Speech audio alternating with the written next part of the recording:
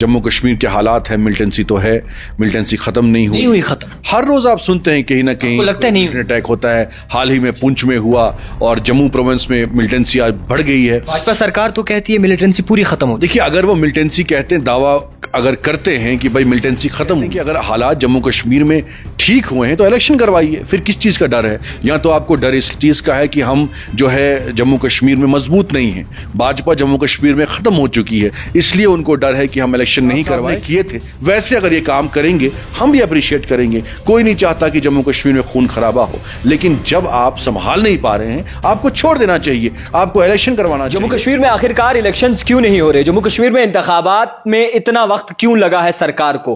क्या सरकार जो है बाकायदा तौर पर नाकाम रही है इंतखाबात करवाने में, या फिर जम्मू कश्मीर में हालात जो है वो ठीक करने में? इसी सब के हवाले से हमारे साथ इस वक्त बातचीत करने के लिए मौजूद है DPAP के सीनियर लीडर सलमान निजामी जी। सबसे पहले सर आपका बहुत शुक्रिया वक्त देने के लिए, बड़े वक्फे बाद आपसे बात हो रही है। क्या लगता है सरकार आखिरकार इंतखाबात क्यों नहीं करवा रही? क्यों आखिरकार जो है जम्मू कश्मीर की आवाम इस कदर बेजार हो गई है कि उनका कोई सुनने वाला नहीं है? जम्मू कश्मीर की जितनी भी आवाम है वो भी चाहती है कि अब इलेक्शंस होने चाहिए। क्या हालात सामान्य नहीं है, या फिर सरकार यानी कि मौजूदा सरकार जो है वो कतराती है इलेक्शंस करने से?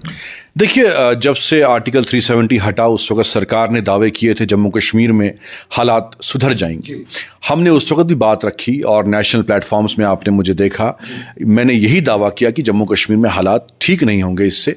और फिर आज जो जम्मू कश्मीर के हालात है, मिलिटेंसी तो है, मिलिटेंसी खत्म नहीं हुई खत्म। हर रोज आप सुनते हैं कहीं ना कहीं लगता है नहीं अटैक होता है। हाल ही में पुंछ में हुआ और जम्मू प्रोविंस में मिलिटेंसी आज बढ़ गई है। भाजपा सरकार तो कहती है मिलिटेंसी पूरी खत्म हो। देखिए, अगर वो मिलिटेंसी कहते हैं, दावा अगर करते हैं कि भाई मिलिटेंसी खत्म हुई, तो हम तो यही कहते हैं कि अगर हालात जम्मू कश्मीर में ठीक हुए हैं तो इलेक्शन करवाइए। फिर किस चीज का डर है? या तो आपको डर इस चीज का है कि हम जो है जम्मू कश्मीर में मजबूत नहीं है, भाजपा जम्मू कश्मीर में खत्म हो चुकी है, इसलिए उनको डर है कि हम इलेक्शन नहीं करवाएं। जब हमें लगेगा कि भाई भाजपा जो है स्ट्रांग हो चुकी है। मुझे लगता नहीं, हाल ही के आपने इलेक्शन देखे होंगे, DDCs के इलेक्शन, उसमें भी भाजपा को हार का सामना करना पड़ा।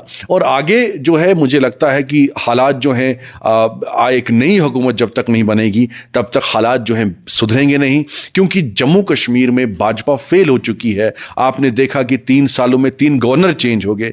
पहले सत्यपाल मलिक साहब आए, उन्होंने बहुत से ख्वाब दिखाए जम्मू कश्मीर की आवाम को, फिर चले गए। आज बहुत बयान भी दे रहे हैं, लेकिन अगर उन्होंने उस वक्त वो बयान दिए होते, उस वक्त इस्तीफा दिया होता, तो हम यकीन करते कि उन्होंने सही स्टेटमेंट या स्टैंड लिया हो।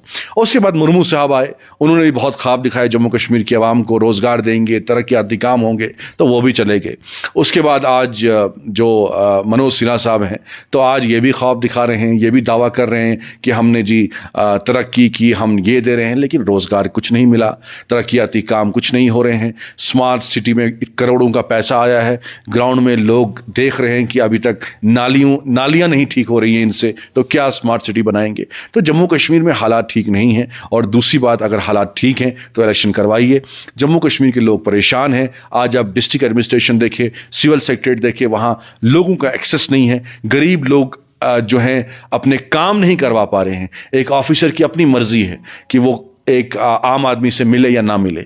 और जब आप एक सरकार चुन के आती है, बनती है सरकार, तो लोग जो हैं गला भी पकड़ते हैं अपने विधायक का, अपने मिनिस्टर का, कि भाई मेरा ये काम करिए। आज डर और खौफ का माहौल है। अगर आप किसी ऑफिसर के साथ कोई आर्ग्यूमेंट करेंगे, वो आपके खिलाफ PSA लगाएगा, वो आपके खिलाफ कोई FIR लगाएगा। तो एक डर और खौफ का माहौल है, इससे हमें बाहर निकलने की जरूरत है। जम्मू कश्मीर में इलेक्शन हो और जम्मू कश्मीर में हुकूमत बने और आम लोगों को वो हकूक मिलने चाहिए जो हमारे कॉन्स्टिट्यूशन में है। जो हकूक बाकी रियासतों में बाकी लोगों को हों, है वही हकूक जम्मू कश्मीर के लोगों को मिलना चाहिए। जमहूरियत बहाल होनी चाहिए, यही हम चाहते हैं। मुख्तसर साहब से भी ये जानना चाहेंगे, माजी की अगर बात की जाए तो माजी को लेकर आप अभी जो प्रेजेंट सिचुएशन चल रही है किस तरीके से देखेंगे? 4-5 अल्फाजों में जवाब दीजिएगा कि कश्मीर में किस तरीके से इस वक्त माहौल बना हुआ है। देखिए, मैंने पहले भी कहा, एक डर और खौफ का माहौल है। जम्मू कश्मीर में जो दावे भाजपा हुकूमत ने किए थे, बिल्कुल जो दावे किए थे वो बेबुनियाद साबित हुए। जैसे मैंने पहले भी कहा, अगर आप काम ठीक कर रहे हैं, अगर आपने काम ठीक किया होता तो आपको 3 सालों में 3 गवर्नर चेंज करने की जरूरत नहीं पड़ती। आज एडमिनिस्ट्रेशन चाहे डिस्ट्रिक्ट हो चाहे स्टेट लेवल हो, तो आज एडमिनिस्ट्रेशन 70% बाहर के ऑफिसर्स हैं। लोकल लोगों को जो है वो हकूक ही नहीं दिए जा रहे हैं कि वो डिस्ट्रिक्ट का एडमिनिस्ट्रेटर बने, तो वो स्टेट का एडमिनिस्ट्रेटर बने। बाहर के लोग जो है सरकार चला रहे हैं और उनको मुझे लगता है 20 साल लगेंगे जम्मू कश्मीर को समझने के लिए। गुलाम नबी आज़ाद साहब एक बहुत एक्सपीरियंस लीडर हैं। एक बार उन्होंने भी कहा था कि अगर बाहर के शख्स को जम्मू कश्मीर की कमान आप देंगे, उसको तो 10-20 साल लगेंगे पहले जम्मू कश्मीर को समझने में। बहुत से बड़े दिग्गज नेहरू तक जम्मू कश्मीर में फेल हो गए। तो ये जो गवर्नर आए हैं, ये जो एडमिनिस्ट्रेटर आए हैं, क्या समझेंगे जम्मू कश्मीर को? इसलिए जम्मू कश्मीर की कमान जम्मू कश्मीर के लीडरों के हाथ में सौंपनी चाहिए, जम्मू कश्मीर के ऑफिसर्स के हाथ में सौंपनी चाहिए, जिन्होंने मिलिटेंसी का मुकाबला भी किया और साथ साथ जो है जम्मू कश्मीर में तरक्की भी की, रोजगार भी दिया। बहुत सी हुकूमतें कामयाब हुई। मिलिटेंसी जो है 2014 पे आप देखिए कि मिलिटेंसी का ग्राफ बहुत डाउन था। जब गुलाम नबी आज़ाद वजीर आला थे जम्मू कश्मीर के, रोजगार भी मिला, तरक्याती काम हुए, हज हाउस बना, टूलिप गार्डन बना। आज जो ये दिखा रहे हैं कि भाई टूरिज्म बढ़ रहा है, किसकी वजह से? गुलाम नबी आज़ाद साहब की वजह से। अगर गुलाम नबी आज़ाद साहब ने टूलिप गार्डन नहीं बनाया होता तो आपको रेवेन्यू कहां से मिलती? आज टूरिस्ट किस चीज को देखने आते हैं कश्मीर में? ये चीजें हमने बनाई, गुलाम नबी आज़ाद साहब ने बनाई हैं। आप जम्मू देखिए, आज सनासर में टूलिप गार्डन बन गया, वहां टूरिस्ट जा रहे हैं। तो जो काम हमने किए थे, जो हमारी हुकूमतों ने किए थे, आज़ाद साहब ने किए थे, वैसे अगर ये काम करेंगे हम भी अप्रिशिएट करेंगे। कोई नहीं चाहता कि जम्मू कश्मीर में खून खराबा हो, लेकिन जब आप संभाल नहीं पा रहे हैं, आपको छोड़ देना चाहिए, आपको इलेक्शन करवाना चाहिए। जम्मू कश्मीर की आवाम डिसाइड करेगी उनको बीजेपी के साथ जाना है, उनको डीपीएपी के साथ जाना है, या पीडीपी या एनसी के साथ जाना है। वो डिसाइड करे, क्योंकि हम जमहूरियत में यकीन रखते हैं। हमारे मुल्क की सबसे बड़ी खूबसूरती जमहूरियत है। जब आप जमहूरियत को यहां बहाल करेंगे, हमें भी महसूस होना चाहिए कि जम्मू कश्मीर के लोग वाकई बाकी रियासतों के लोगों के जो है आप बिल्कुल उनको वैसे ही ट्रीट कर रहे हैं। लेकिन हमें आज लग रहा है कि गुजरात के लोगों को आप अलग से ट्रीट कर रहे हैं, जम्मू के लोगों को अलग से ट्रीट कर रहे हैं, और हरियाणा के लोगों को अलग से ट्रीट कर रहे हैं, कश्मीर के लोगों को अलग से ट्रीट कर रहे हैं। इसलिए हम चाहते हैं कि जम्मू कश्मीर हिंदुस्तान का अटूट अंग है, एक अहम हिस्सा है, और यहां वही हकूक जम्मू कश्मीर के लोगों को मिलने चाहिए जो बाकी रियासतों में। खैर, आपसे ये भी जानना चाहेंगे, आप काफ़ी तरह एस्पिरेंट्स से भी मिले, जेके एसएसबी के एस्पिरेंट्स जो हैं उनसे भी बाकायदा तौर पर आप मिले, आप यहाँ की यूथ से जो है मिलते हैं, हमने ये भी सुना है। तो आज की यूथ, आज के जितने भी बच्चे हैं पढ़े लिखे, वो क्या सोचते हैं, अंदर उनके क्या है? देखिए, बेरोजगारी बहुत बढ़ गई है। देखिए, जब बेरोजगारी किसी भी रीजन, चाहे वो कॉन्फ्लिक्ट रीजन हो, चाहे वो एक प्रोग्रेसिव स्टेट हो, वहां जब बेरोजगारी बढ़ती है, वहां का नौजवान गलत कामों में मुलविस होता है। आज जम्मू कश्मीर में सबसे बड़ी एक चैलेंजिंग जो टास्क है यहाँ के एडमिनिस्ट्रेशन के लिए, वो ये है कि आगे भी हुकूमत जो आएगी उसका ये है कि हमने, यहाँ की हुकूमत ने काम करने के बजाय यहाँ यूथ को ड्रग्स में इन्वॉल्व कर दिया है। हमारा आज यूथ जो है ड्रग्स ले रहा है। पहले स्टूडेंट्स पेल्टिंग के मामले सामने आते थे, आज हमारा यूथ जो है बंदूक उठा रहा है, आज हमारा यूथ जो है ड्रग्स में इन्वॉल्व है। यही सरकार के आंकड़े हैं, ये मेरे आंकड़े नहीं हैं। सरकार कह रही है कि कश्मीर में जो है ड्रग्स जो है बहुत भारी तादाद में जो है उसकी बिक्री हो रही है, वो सप्लाई हो रहा है। तो किसका फेलियर है? हमारे टाइम पे नहीं हुआ था। जब गुलाम नबी आज़ाद साहब चीफ मिनिस्टर थे उस वक्त ये हालात नहीं थे। उस वक्त मिलिटेंसी भी कम हुई थी, मिलिटेंट्स ने सरेंडर किया, उनको आपने रोजगार दिया। आज बहुत से सरेंडर्ड मिलिटेंट्स हैं जो आज काफी उन्होंने इंडस्ट्री सेटअप की, कुछ एम्प्लॉयमेंट उनको मिली। तो कौन व्यक्ति चाहता है कि वो बंदूक का शिकार हो? मजबूरी ही इंसान को गलत कामों में मुलविस करती है। इसलिए अगर सरकार ने काम किया होता तो हमारा नौजवान आज सड़कों पे नहीं होता, और उस नौजवान को आज ड्रग्स लेने पे आपने मजबूर नहीं किया होता, उस नौजवान को आपने बंदूक उठाने पे मजबूर नहीं किया होता। तो सरकार से गलतियां हुई हैं, और इसीलिए मैंने पहले भी कहा कि हमारे जो यूथ हैं, अब आप देखिए जो एसएसबी का मामला था, उसमें मैंने सबसे पहले आवाज उठाई। मैं उनके प्रोटेस्ट में जम्मू में भी शामिल हुआ, श्रीनगर में आया, उनके प्रोटेस्ट में शामिल हुआ। उसके बाद ही सरकार ने जो है उस पर रोक लगाई, उस कंपनी पे, लेकिन वो पोस्टपोन हुआ।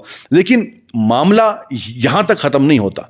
मसला यह है कि उस कंपनी को आपने कॉन्ट्रैक्ट क्यों दिया था, जो ऑलरेडी ये कंपनी बहुत से बहुत सी स्टेट्स में ब्लैक लिस्टेड है। जानबूझ के जम्मू कश्मीर के नौजवानों को आप अपने से एलिनेट कर रहे हैं, दूर कर रहे हैं, ऐसे डिसीजंस लेके। बहुत से ऐसे डिसीजन सरकार ने पिछले 8 सालों में लिए कि भाई जिसका भी कोई ट्रैक रिकॉर्ड खराब हो उसको जो नौकरी नहीं मिलेगी। अरे उसको मौका तो दीजिए। बहुत सी ऐसे कॉन्फ्लिक्ट रीजन्स हैं, बहुत से ऐसे कॉन्फ्लिक्ट स्टेट्स हैं, कंट्रीज हैं जहां यूथ जो है ड्रग्स में इन्वॉल्व हो जाता है, जहां यूथ जो है मिलिटेंसी में इन्वॉल्व हो जाता है। तो वहां की सरकारें उनके लिए वैसी फैसिलिटीज प्रोवाइड करते हैं, उनको मौका देते हैं कि भाई आप बंदूक छोड़ दीजिए, आपको हम रोजगार देंगे, आप ड्रग्स छोड़ दीजिए, आपको हम कुछ और फैसिलिटीज प्रोवाइड करेंगे, लोन्स देती है सरकार। तो सरकार को चाहिए नौजवानों के लिए एक स्पेशल, मुझे लगता है, अप्रोच करने की जरूरत है कि उनको बहुत सॉफ्टली आप ट्रीट करिए। आप डिक्टेटोरियल जो अप्रोच आपकी है, जो अप्रोच सरकार की है, वो मुझे लगता है जम्मू कश्मीर के युवाओं के खिलाफ। एक आखिरी सवाल रहेगा निज़ामी जी, अगर जम्मू कश्मीर में आने वाले वक्त में जल्द से जल्द जो है इंतखाबात नहीं होते तो किस तरीके का जो है जम्मू कश्मीर की आवाम का माहौल दिखेगा? जमहूरियत पे भरोसा उठ जाएगा। देखिए, अगर जमहूरियत का आप डोंग पूरे देश में पीटते हैं, आप कहते हैं कि जम्मू कश्मीर हो, गुजरात हो, हिमाचल हो, हम जमहूरियत पे यकीन रखते हैं, तो यहां जम्मू कश्मीर में आप खुद दावा कर रहे हैं कि भाई हालात बेहतर हैं।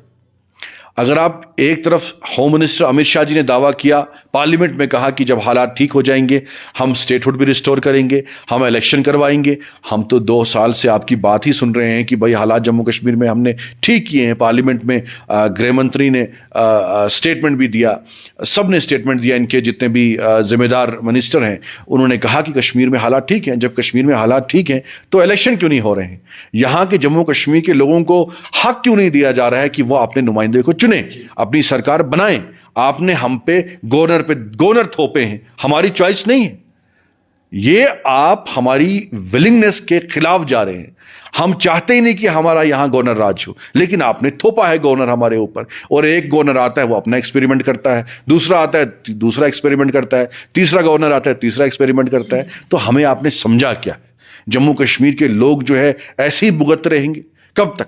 जब हमारा युवा है जो पढ़ता है लिखता है, आप कहते हैं उसके हाथ में बंदूक नहीं कलम हो। अब जब वो लोन लेके एक शख्स अपने बच्चे को पढ़ाता है और फिर उसके बाद एक कंपनी उसके सर पे थोपी जाती है, जिस कंपनी को आपने ब्लैकलिस्ट कर दिया हिंदुस्तान में, और किसी दूसरी स्टेट में नहीं बल्कि यूपी जो बीजेपी रूल स्टेट है वहीं ब्लैकलिस्ट किया, वहां ब्लैकलिस्ट कर दिया, यहां हमारे सर पे थोप दिया।